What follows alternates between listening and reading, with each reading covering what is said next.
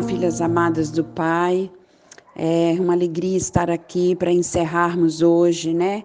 Esse estudo maravilhoso que você esteve conosco aqui. Hoje já é o 8º áudio, então foram 8 dias em que nós estivemos juntas para buscar algo mais do Senhor. Eu espero que você tenha sido abençoado, que você tenha sido edificada na sua vida. Amém?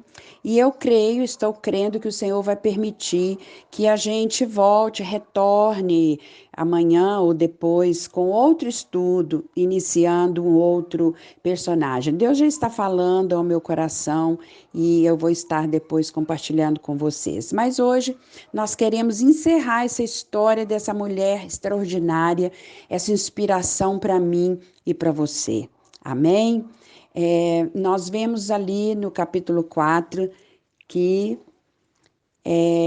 aquele menino, o profeta deitou novamente sobre ele, ele espirrou 7 vezes, a Bíblia diz que ele se sentou na cama, ele abriu os olhos e voltou a viver.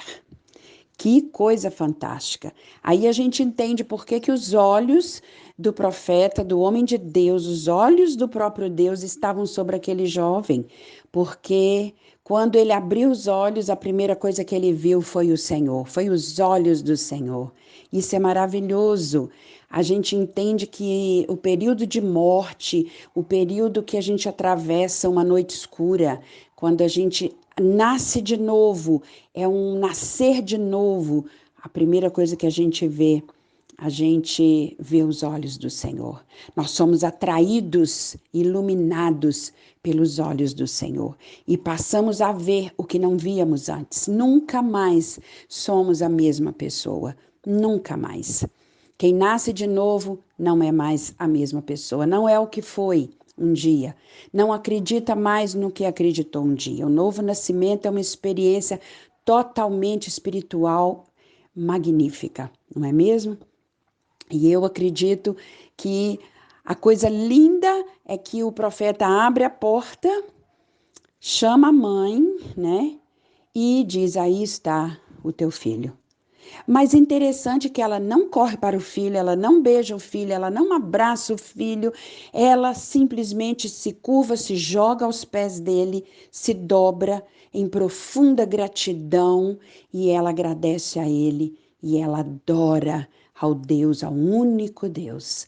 Então ali, queridos, ela fica muito claro que ela sabe que o filho não é dela, o filho não é para voltar para ela e o pai, o filho é um projeto de Deus, tem propósitos divinos e a parte dela é muito pequena diante daquilo tudo que Deus tem para aquele jovem, não é? E isso fica muito evidente. Que mulher que nos ensina a cada passo da caminhada, a cada passo da caminhada. Quando o profeta fechou a porta e ela e o marido, poucas pessoas ficaram do lado de fora, ali significava que o assunto com aquele jovem era de Deus.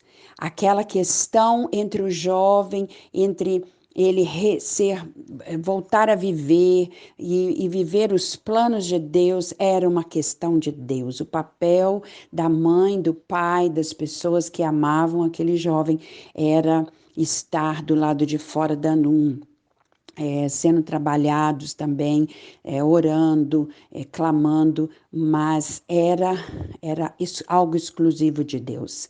Era uma história a ser construída na vida daquele jovem por Deus, e eu creio que ele nunca mais seria a mesma pessoa, né? Então fica aí essa história linda. Nós sabemos que essa mulher, isso aconteceu no capítulo 4, mas no capítulo 8 de 2 Reis, ela reaparece em cena, muito interessante. Ali parece que o esposo já havia morrido, porque ele não aparece na cena, na história. Aparece apenas ela, o profeta continua extremamente cuidadoso com ela. Ele vai até ela e avisa que vai vir fome sobre aquela terra e que ela fosse com o filho para uma outra terra, em que ela pudesse estar segura nesse tempo da fome. Então, o cuidado dele para com ela, a amizade, continuava o mesmo. Então, a Bíblia diz que ela pegou o filho e foi para uma outra terra distante e ficou lá, por lá 7 anos. Ficou 7 anos naquela terra. Quando ela voltou, ela, provavelmente naquele tempo de fome, muitas pessoas saíram da cidade, as coisas ficaram ali, muitas pessoas podem ter saqueado, tomado posse das terras de outros, né? E foi o que aconteceu com ela. Quando ela voltou, cadê as terras dela? E ela então precisou ir ao rei, requerer de novo as suas terras. Veja bem que o marido não está com ela, certamente ele já havia morrido sim. Ele era bem mais velho que ela. Esse espaço de tempo não é falado na Bíblia, mas pode ser que tenha passado muitos anos. E então ela vai à presença do rei. E quando ela chega à presença do rei para requerer de novo a restituição daquilo que era dela, né? Então ela encontra Gease. E Gease estava exatamente contando ao rei e ali as pessoas do palácio os grandes feitos de Eliseu. Eliseu era um homem extremamente reservado, ele jamais falaria os feitos que Deus usava ele para executar, mas Gease contava, Gease falava, e as pessoas amavam ouvir as histórias, as interferências de Deus, o agir de Deus através da vida de Eliseu. E quando Gease vê a sunamita na porta, aguardando para ser chamada, ele brada: Rei, esta é a mulher cuja história eu te contei, que o filho foi ressuscitado por Eliseu. E então o rei manda ela entrar. O rei escuta a história da boca dela e o rei restitui tudo a ela.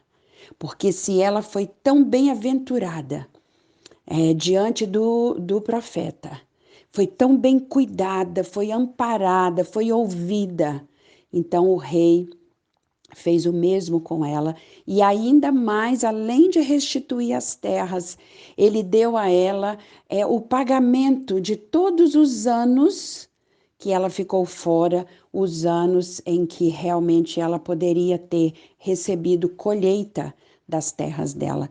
Então ele devolveu as terras e deu ainda muito mais. Ela era uma mulher realmente surpreendente.